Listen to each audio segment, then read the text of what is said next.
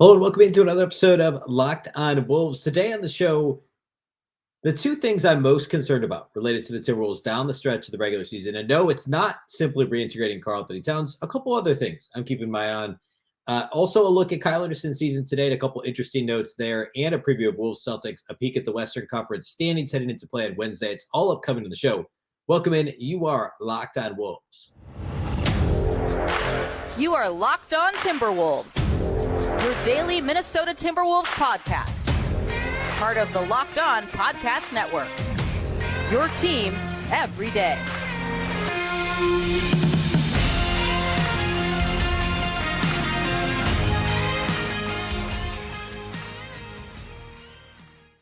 Hello and welcome to the Locked On Wolves podcast, part of the Locked On Podcast Network, your team every day. My name is Ben Beecken. I'm the host of Locked On Wolves. Today's episode is brought to you by Ultimate Basketball GM. Ever dreamed of becoming an NBA GM and managing your basketball franchise?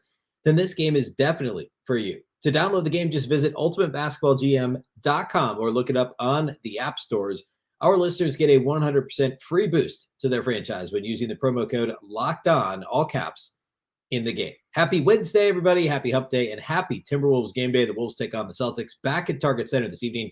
We'll preview that matchup later in the show. Plenty to get to first. The very first thing, though, that I want to do is thank you for making Locked On Wolves your first listen every day. Of course, this show is free and available everywhere. That includes YouTube as well as all of your favorite audio platforms. You can also watch on the Locked On Sports Minnesota app that's on both Roku and Amazon Fire TV. You can also follow on Twitter at Locked On T-Wolves and also at Beecken, and that's with two B's, two E's, C-K-E-N. All right, coming into play on Wednesday. We'll get into the full Western Conference thing here later, but the Wolves are in decent position considering a lot of things, really. But they have a couple of issues that have been persistent for most of the season. Actually, really, there's two big issues I want to talk about today. One has been a persistent issue going back seasons, not just this year, but it continues to be a problem. The other is actually more of a little bit fresher of a problem, something that just kind of cropped up in recent weeks. So I want to break both those things down first. In a minute here, we'll get to some Kyle Anderson stuff because I think I want to kind of evaluate his season to date. You know, what are we, 3/4 of the way through the schedule, 80% of the way through the schedule compared to his career and also his role with the Wolves, et cetera, and then get into Wolves-Celtics and the standings at the end of the show. So anyway, the first thing I want to cover that's been a persistent issue, and stop me if you've heard this before, but defensive rebounding continues to be a massive problem for this Timberwolves team. And I'll say it like I've said it before. I feel like every couple of weeks this bears repeating. Defensive rebounding is so important for the simple fact that the only way that an opponent's possession can end is if they make a shot, they turn it over, or they miss a shot and you get the rebound. If you can't get that rebound, they're eventually going to make a shot. That's the only way you're going to get the ball back unless they turn it over, right? And the Wolves are still doing an okay job at turning opponents over. They're a really good job, actually. They're 5th in defensive turnover rate league-wide, which is great. But they're 28th in defensive rebound rate. They grab just 73.7% of potential defensive rebounds, according to Basketball Reference. 73.7%, 28th in the league. It's actually worse than last year, when I felt like I harped on it all season long, when they were 27th in the league, and the percentage was 74.9. So that percentage has dropped 1.2 points, and they've dropped one slot in the entire NBA in terms of their defensive rebound rate. It's a huge problem. And it's crazy because they're still 10th in defensive rating league-wide. And last year they were kind of top half, right, for most of the season. And they went about it in a different way. The defense last year looked very different than it does this year. Really, the only constant was Jaden McDaniels, honestly. And also Anthony Edwards played some strong on-ball defense. But the point guard spot has now changed. The center spot has obviously changed, and Karl-Anthony Towns has been hurt. And you don't have Malik Beasley. You don't have Jared Vanderbilt, I guess, would be the other major difference. So the only things staying the same are Jaden McDaniels and Anthony Edwards. And the defense has gotten a similar result, but in a very different way. Remember last year it was the blitzing kind of, flying back and forth, high wall, pick and roll coverage where you're trying to trap the ball, force it out of the ball handler's hands. Quick rotations on the back end of the defense, trying to get pokeaways and tip passes and deflections and get back the other way and transition and score that way. That hasn't been this team's MO. Now, they have the 5th best turnover rate defensively. They're still 5th in the league in steals per game, and they're 4th in blocks per game. But they're fouling a little bit less than they were last year, and they're rebounding a little bit worse. And they're like, even though some of those peripherals kind of look similar, it's just they're playing a different coverage, right? They're primarily dropping in pick and roll, and they've done a little more switching, especially here of late. But it's just a different scheme with similar results.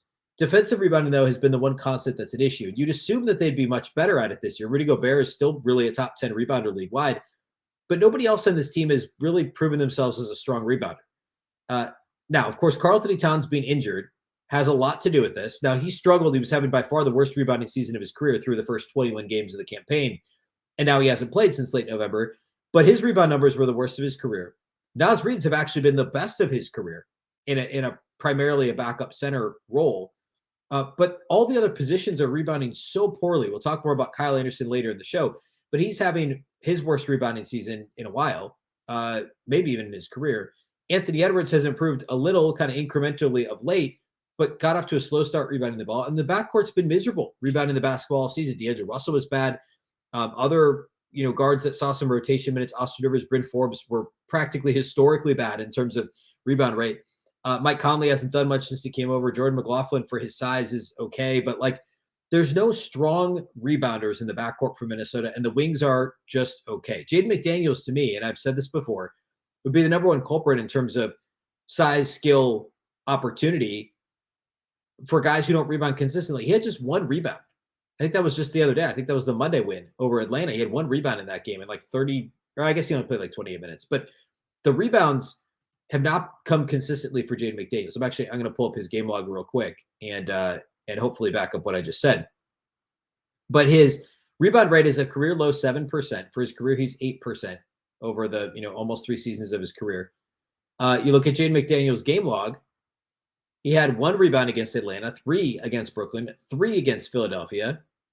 And then before that, he had 4, 4, 6, 3. But the last 3 games combined, and he played 26 minutes in 2 of those games, 36 in the other game. Combined, he had 7 rebounds over the last 3 games for Jaden McDaniels. Now, I get it. He's primarily guarding ball handlers, guys on the perimeter. He's not in the paint to rebound. But if he can get in the habit of contesting a shot, turning around, crashing the glass, whatever it is, that's a big issue. And I get it. You want to get out in transition. He's expended a lot of energy defending. And he's by far, or he's not by any means, he's not the main problem, right? He's just maybe the most obvious culprit because of all the reasons I already listed. Anthony Edwards, the consistency hasn't been there for him either, and you'd like to see more of that. But they just need to rebound all 5. And it's just continues to be a problem for the Wolves. And in the playoffs, I look at the Memphis series last year. I don't want to get too in the weeds on that, but that was a huge problem and a big reason why the Wolves lost that series. Now, Memphis was an incredible offensive rebounding team with a healthy Brandon Clark, Jaren Jackson. Obviously they're gonna grab rebounds. They're gonna get second chance points. But you have to at least put up something of a fight, and the Wolves did not do that consistently. And again, this year it hasn't been consistent either. That's a big problem. The second thing that has kind of cropped up more recently is free throw shooting. The Timberwolves for the season, if you just look at the season numbers, you'd say, not great, but it could be worse. They're 23rd in free throw percentage league-wide, 76%. Incidentally, they're 15th in free throw rate, 17th in attempts per game. So they get there a fair amount. This isn't on really minuscule volume. It's pretty solid volume. They're currently 23rd in free throw percentage. However, go back to last month. The last time the Wolves shot better than 75% for a game from the free throw line was February 16th. That was 1 month ago against the Washington Wizards when they made 20 of 22, which is 91%. Since then, check this. This is horrific, really. Since then, okay, the Washington game, they shoot 91% February 16th. Then they lose to Charlotte. They shoot 62% from the line. Then they lose to Golden State. They shoot 52% from the free throw line the next time out. Next 3 games are wins. They beat the Clippers, but they shoot just 59% from the line. They beat the Lakers 75%. They beat the Kings 71%. Then they lose to Philadelphia, 71% from the line. They lose to Brooklyn, 62% from the line. And then in Atlanta on Monday, 69.6%, so under 70% from 3. So what is that? That's 9 games. 6 of those 9 games, the Wolves shot worse than 70% from the field. And in all of them, they shot worse, 75% or worse. And again, for the season, 73%. And it's not really small volume. All of those games, except for 2, they shot 20 or more free throws. So significant volume. They're leaving a ton of points on the table. And I didn't pull all the opponent numbers, but I promise you, opponents are shooting better percentage-wise and attempts-wise, roughly the same as the Wolves over that period of time. So a lot to shore up there. And the biggest problem is like your highest free throw rate guys. Rudy Gobert is not a great free throw shooter. He is your highest free throw rate guy, right? I mean, he's the biggest problem, but like Anthony Edwards is the only guy who gets there with frequency.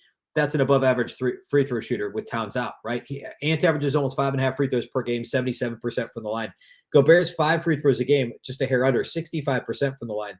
D'Lo's gone, and he was a good free throw shooter. That's part of the problem. He got to the line, not a ton, but more than Mike Conley does. Kyle Anderson, 76% from the line. Mike Conley gets there, has been getting there as a Timberwolf almost twice a game, 85%. But then everybody else is kind of average to worse. Jaden McDaniel, 72%. Naz Reid, 65% from the line. I guess those are the only other guys that get there more than one time per game. Jalen Noel, but he's been hurt for a while now. So it's Gobert's the primary culprit. But of late, I mean, Anthony Edwards has put up some stinkers too. He had a 6 of 10 in Atlanta, but he's had games that are worse than that from the line. So there's no real here's what they need to do to fix it. With defensive rebounding, it's a bit of a different story. They've just got to make their free throws. And Gobert said as much after the Brooklyn game when that was a big issue late. But that's another thing. Defensive rebounding and free throws. That's going to come back to bite you in a playoff series or down the stretch in the regular season when you're trying to find a playoff spot. You're trying to lock up a playoff spot, right? All those things could really crop up as big issues in a big way. So keep an eye on free throw shooting, defensive rebounding as we move down the stretch here this season. All right. Next, I want to get into some Kyle Anderson talk. Today's episode of Locked On Wolves is brought to us by our friends at Ultimate Pro Basketball GM. I'm really geeked out by our new partner and sponsor of today's episode, the mobile game Ultimate Pro Basketball GM. If you've ever dreamed of becoming an NBA GM and managing your basketball franchise, well, your dream can come true, and this game is definitely for you. Manage every strategic aspect of your team, play through the season, and lead your team to glory. You're responsible for hiring the right coaches and assistants, trading and training players, making draft picks, navigating your franchise through free agency and the draft, plus all the ups and downs of a season. All this is in a challenging and realistic game world. Ultimate Pro Basketball GM is completely free and playable offline. Play on the go as you want and when you want. We have a Locked On NBA League ongoing right now, and it's competitive. People are having a good time. The hosts love to trash talk. Get in a league of your own. The Locked On Wolves listeners get a 100% free boost to their franchise when using the promo code Locked On in the game store. So make sure to check it out. To download the game, just visit probasketballgm.com. Scan the code or look it up on the app stores. That's probasketballgm.com. And again, our code is Locked On Wolves. Probasketballgm.com. Promo code Locked On. Well, actually, the promo code's Locked On, but Locked On Wolves listeners are included in that promo code for that 100% free boost to their franchise. Ultimate Basketball GM. Start your dynasty today. All right, let's talk slow-mo.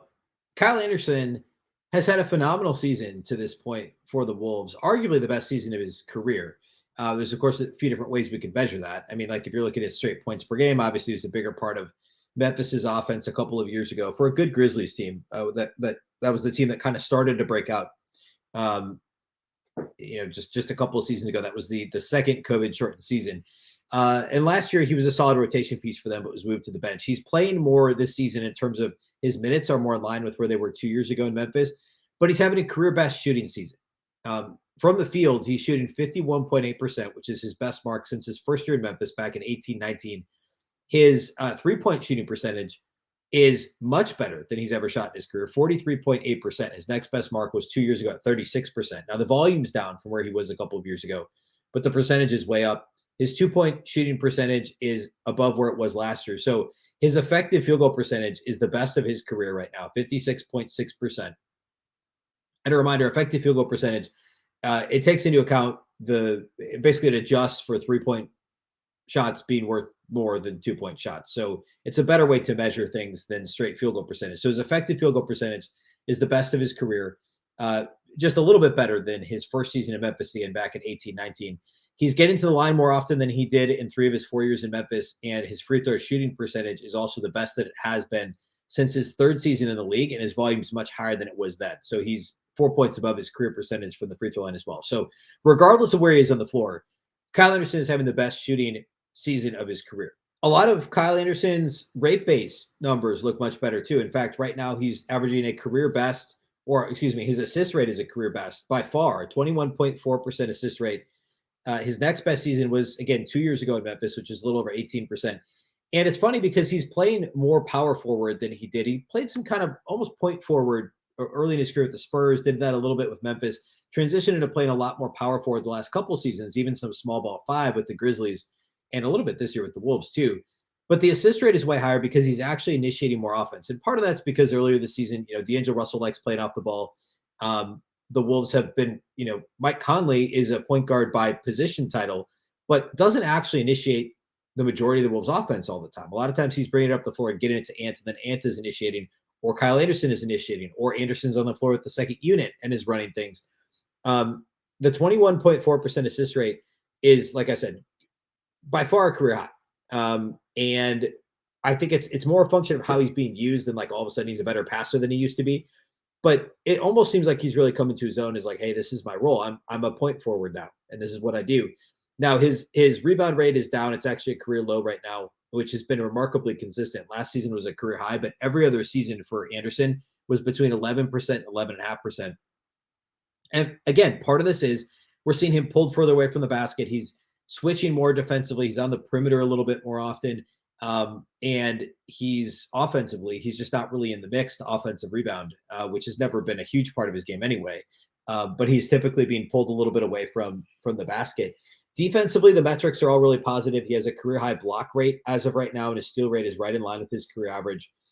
So defensive, like if you look at defensive metrics across the board, that's been the biggest part of his game this season. Like no matter where you go, if you want to go to NBA Real Plus Minus over at ESPN, Kyle Anderson is, let's see, where'd he go? He's 21st overall, and they have him listed as a small forward, which is, he's played more 4 than 3 this year since the Towns injury at least. But he's a plus 2.38 in defensive Real Plus Minus, which ranks 16th among small forwards in the NBA. You look at B-Ball Index, our friends over at B-Ball Index, and Kyle Anderson's overall defensive ratings are all really positive there. Perimeter defense is a little spottier, but his interior defense is fantastic. Let's see, perimeter defense, on-ball perimeter defense grades out as a C+ at B-Ball Index. However, his pickpocket rating, his real adjusted turnover rate, so basically his impact on the team's ability to turn opponents over. So remember, the Wolves are 5th, like we talked about first segment. Wolves are 5th in team turnover rate defensively. Kyle Anderson gets an A+ in terms of his contributions there. Passing lane defense, steals, deflections, all that, it ranks A- to A for Kyle Anderson. And interior defense-wise, block rate on contests, rim defensive field goal percentage versus expected. These are all A's and A-. Rim points saved per 75 possessions. Per 75 possessions, Kyle Anderson saves 0.64 rim points per 75 possessions. That's an incredible number. That's 98th percentile, A+ league-wide. We saw him get that big block on, I think it was Sadiq Bey, on the right side of the floor late in that game against the Hawks on Monday. Anderson has been the ultimate switchable player. Chris Finch described him, I think this was back in training camp, described Kyle Anderson as a Swiss Army knife. He's been that on both ends of the floor for the Wolves in this one, or in this season so far. The only thing that is maybe a little misleading is the three-point percentage is obviously fantastic, but the gravity of Kyle Anderson's three-point ability hasn't, it's the offensive ratings in a lot of his two-man lineups are suppressed a little bit because teams don't, even though Kyle Anderson, he had, like, not technically, he has had an incredible shooting season. What is it? What did I say? 43.8% from three, by far a career high. He's still a 34.6% career three-point shooter, and he's best from the corners, and teams don't respect him like a true 40% three-point shooter.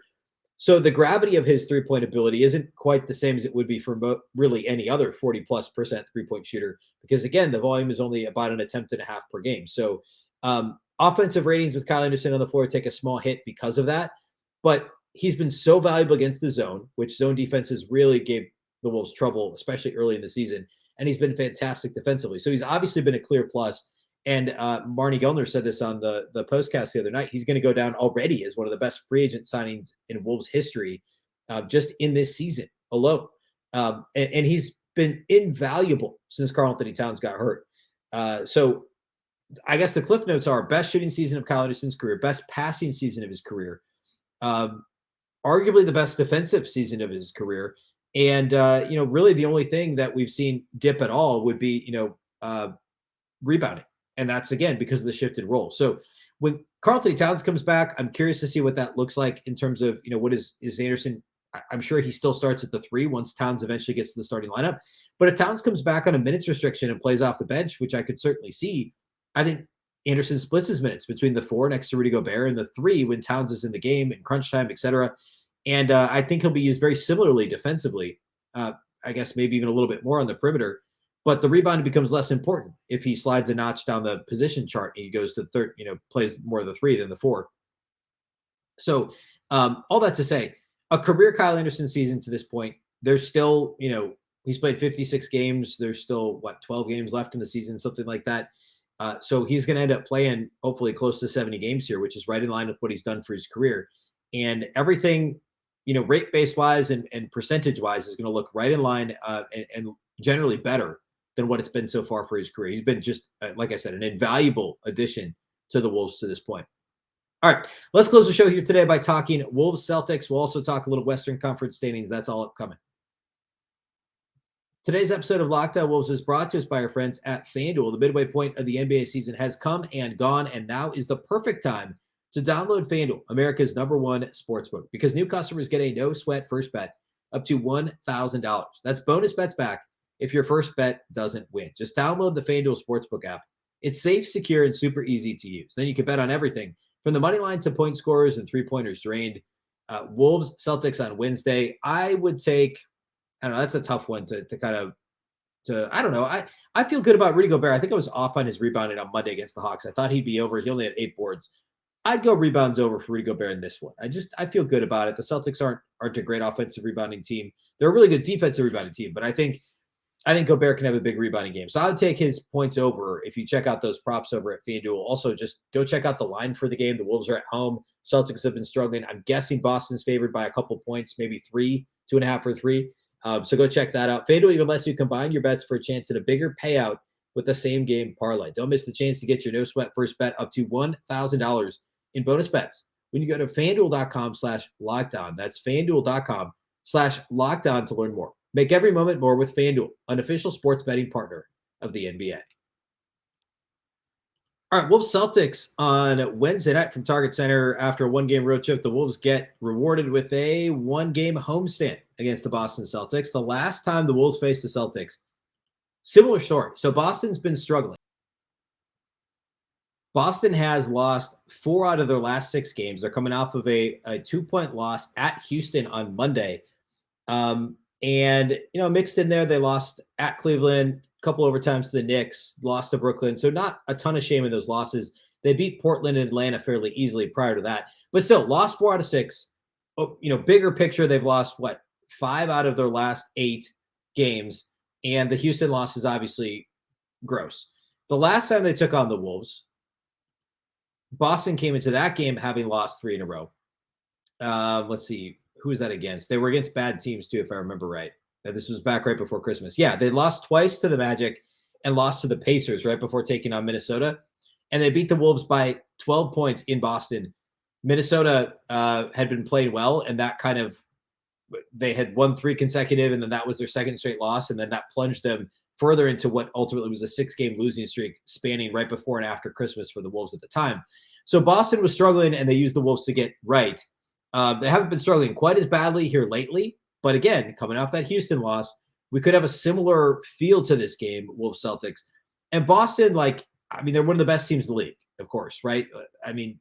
They are currently the 2 seed in the Eastern Conference. They have 47 wins, which is actually the second most in the entire NBA.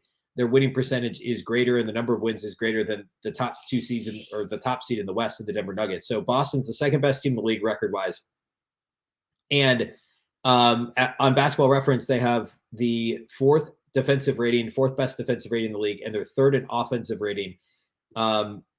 They're just a really, really solid, well-rounded team. I talked about the Wolves' defensive rebounding issues. The Celtics are number 1 in defensive rebound rate. So don't expect the Wolves to get a ton of second chance points against Boston. The Celtics don't do a ton themselves on the offensive glass, so perhaps this is an opportunity for the Wolves to hide or get away with at least some of their issues in terms of defensive rebounding because it's not like Boston's going to be crashing the glass and relying on a result there necessarily. The last time these two teams faced off again right before Christmas, Boston won by 12. In that game, the Wolves got 30 from Anthony Edwards on 25 shots. They got 21 and 10 from D'Angelo Russell. Gobert had a quiet 8 and 12. Jaden McDaniels had 17, 6 and 4 and did a really good job defensively. Jason Tatum had 30. It took him 22 shots to get it, turned it over 3 times. Jaylen Brown had 36, took him 29 shots to get there. They combined to shoot just 4 of 19, Tatum and Brown did, from outside the arc. So the Celtics, 2 All-Stars, high volume performances that ultimately resulted in a Boston win. This game, by the way, the Wolves are up 7 after the first quarter when they played Boston in Boston. They were up 2 at halftime and only down 2 going into the fourth quarter. But Boston outscored the Wolves in the fourth 33-23 in that one. So if I'm the Wolves, like the things that are most important to me are trying your best to keep them off the line. Like the Celtics don't get to the free throw line a ton, but they're a really good free throw shooting team. Tatum shoots over 8 per game, and he makes 86% of them. Jaylen Brown shoots 5.5 a game, and he shoots 77.7% at the line. So try your best to keep Tatum off the line. Same with Jaylen Brown. They shoot a ton of three-pointers, and they're good at it. They're 3rd in three-point rate, and they're 5th in percentage. And it's not as much Tatum and Brown in terms of the success, right? It's Horford, who has turned himself into a fantastic three-point shooter, 45% on 5 threes per game. Malcolm Brogdon is 46% off the bench.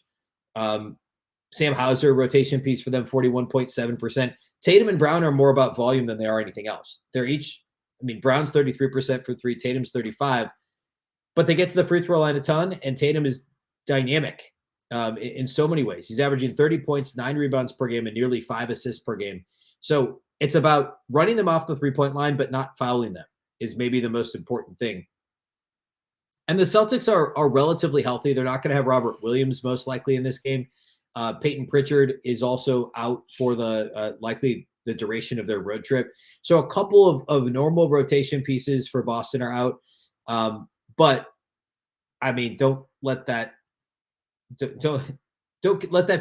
feel overconfident about this game. Boston is really, really, really good, and this is a challenge for Minnesota. But as we've seen, the Wolves tend to take challenges better than how they tend to play against teams that they should beat. Right? It doesn't make a ton of sense, but that's kind of where we're at this season with this Wolves team. In terms of the Western Conference right now, as of this recording, the only game that's pending that could have some effect would be the Suns-Bucks game. As I'm recording this, the Blazers are down to the Knicks, but the Blazers are also now 2.5 games out of the 10 spot in the West. And what is that like? I guess they're only 3.5 behind the Wolves. But anyway, the Blazers are currently losing to the Knicks in the fourth quarter. The Bucks are up a basket on the Suns in the fourth in their game. So, the Suns are still a couple games clear of the Wolves. So basically 5 down to 10 in the West is not changing by the time you're listening to this podcast. On Tuesday, the Lakers beat the Pelicans, and the Thunder won again. And the Thunder are now actually just a game behind the Wolves. Now, I've talked about tiebreakers.